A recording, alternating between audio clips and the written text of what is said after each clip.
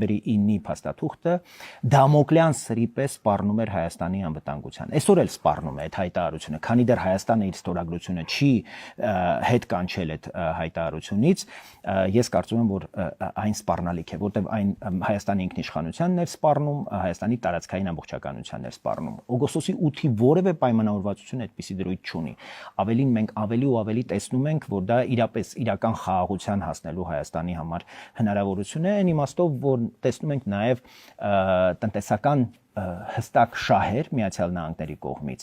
որոնք ապահովում են, որ քաղաքական պայմանավորվածությունները այդտեղ տևական կարող են լինել։ Ավելին, մենք տեսնում ենք, որ պետքարտուղարության վերջին հայտարարություններն են շատ հետաքրքիր, որ սրանք ժամանակավոր շահեր չեն, սրանք երկարատև շահեր են Կենտրոնական Ասիայի եւ Հարավային Կովկասի ուղղությամբ Միացյալ Նահանգների ունեցած այն ծրագրերը, որոնք վերաբերում են ընդհանրապես չինական ապրանքների Կենտրոնական Ասիայի հարստության տեղափոխումը դեպի Եվրոպական միություն։ Եվ տեսնում ենք նաեւ Եվրոպական միության անցյալ շաբաթ գլոբալ դարպասներ այդ հայտնի միջոցառումը, տեսնում ենք ահռելի շահագրգռություն, որպեսզի միջին միջանցքը աշխատի եւ Եվրոպան կարողանա հաղորդակցվել Կենտրոնական Ասիա, Չինաստան, Հարավային Կովկասով այս ճանապարհը ժամ առաջ գործարկվի։